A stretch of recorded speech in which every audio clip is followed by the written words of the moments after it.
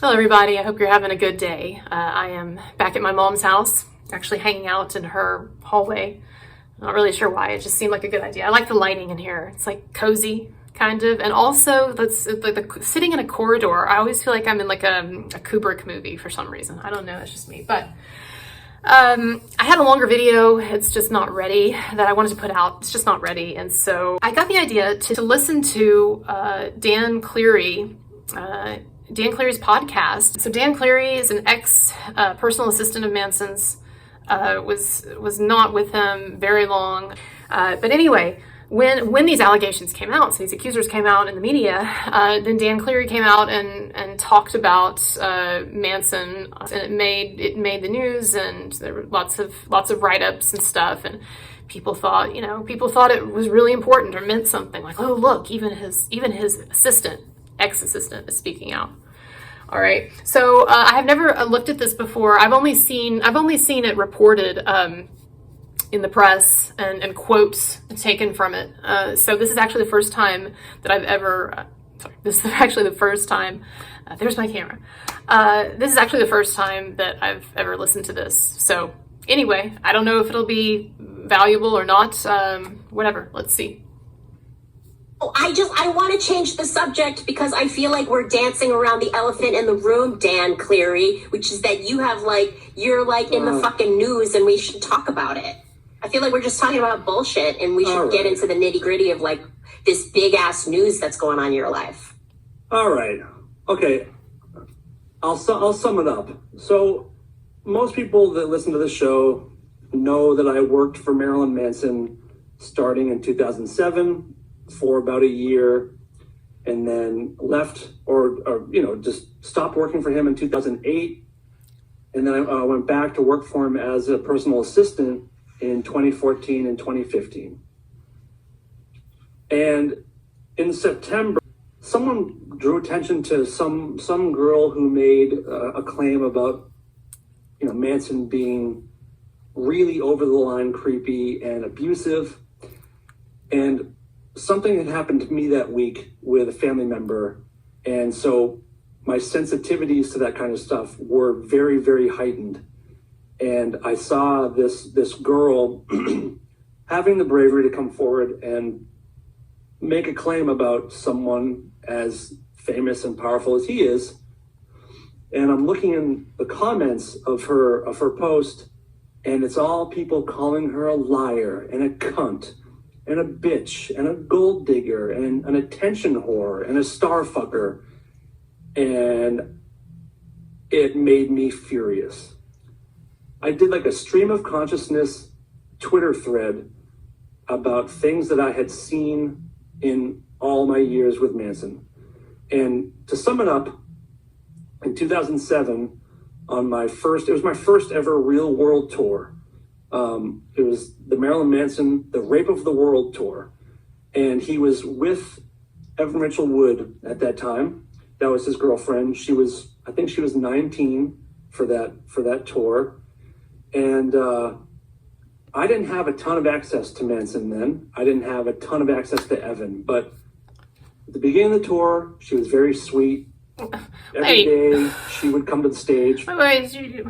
You're just like right off the bat. I mean, I appreciate him being honest, but like right off the bat, you're telling me that you didn't have a ton of access. Translation to me, what this is meaning is like he really was not closely involved with these two people, and to see them in start to make any kind of judgment about their relationship. But let's hear him out and see what he has to say. But I just kind of like saying, I'm about to tell you about the, most intimate nature of these people's, intimate relationships. But, actually, I don't really know. I wasn't around very much, but whatever. Okay, whatever. Sound check or the show, and her and I would exchange Anchorman lines. Like Anchorman had just come out, and so we sort of bonded over Anchorman. That's true intimacy, yes. She was very kind. I did not know her well. Like back then, Manson. You didn't know her well. So please, look, you just said that you don't know, you really weren't around very much with them, either of them. And now you're saying you don't know her very well. So you know, are you gonna are you gonna tell me now something that requires me to believe that you actually do have like deeper, intimate knowledge of these two people and their relationship? From the crew, but people people that worked on the tour that were closer to him would sort of let the rest of the crew kind of in on some secrets and talk about private stuff that was going on. Wait, And I whoa, was very whoa. new to touring then, so Wait, so did you just hear? I'm sorry, I shouldn't get upset that like I've never listened to this before and I'm just like, this is ludicrous. So after saying repeatedly that he doesn't really know and he wasn't really around and whatever, then what does he relay to us? Gossip. Anonymous gossip. And do you notice, I'm going to replay it for you, but do you notice that even the way that he says it very sort of gingerly and he stammers and stuff. Like basically he's just handing over like just stuff he's heard. You know, and you know how people, when they're gossip, well, we don't even know who these people are. You know, he says there are people around him or whatever, but who are around Manson or who would know. I mean, they're getting a train of gossip is what it sounds like. And he's going to come on here and make some proclamation about how Evan Rachel Wood was treated by Marilyn Manson based on this. Are you serious? all I knew was like, okay, just, keep things to yourself and mind your business and do your job. Oh, I was going to rewind it for you. And in my let's listen to this again. And his man, and she was very kind. I did not know her well. Like back then, Manson and his world was a bit secluded from the crew. But people that worked on the tour that were closer to him would sort of let the rest of the crew kind of in on some secrets and talk about private stuff that was going on. Would sort of kind of maybe very might have happened. So all I knew Sorry, was I keep interrupting it, but I'm keep just things to yourself and mind your business and sorry, I keep interrupting. kind It's of just in on some ridiculous. secrets and talk about private stuff that was going on. His world was a bit secluded from the crew, but people that worked on the tour that were closer to him would sort of let the rest of the crew kind of in on some secrets and talk about private stuff that was going on. And I was very, very new to touring then, so all I knew was like, okay, just keep things to yourself and mind your business and do your job.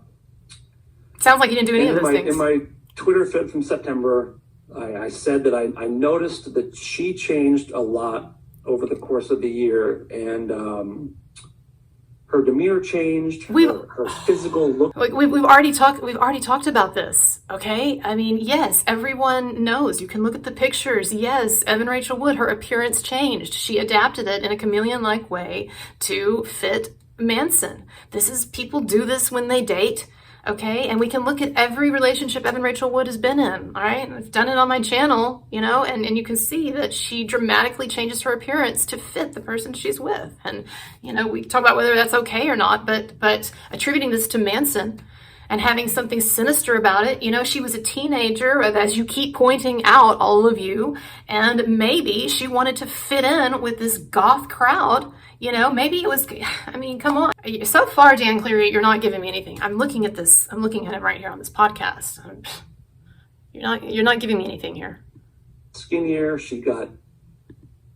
Said that I noticed that she changed a lot over the course of the year, and her demeanor changed. Her physical looks changed. She got skinnier. Her whole aura just became darker, and pairing that with what I heard was going on was like, okay, so there's weird shit going on and she's kind of being mistreated. And I didn't think of it for a long time. I was 27 and again, trying to mind my own business, and that's all he's got, basically. I don't even know if there's a reason to listen to the rest of this, because that's what he's got, is that her aura was darkened. Okay, and look, I understand metaphorical language. Okay, I'm just telling you, there's no substance here, though.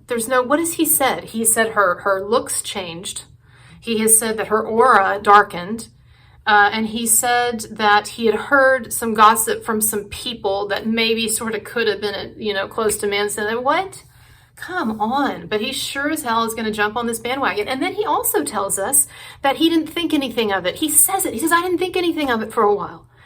You didn't. Well, maybe because there was nothing to think anything about.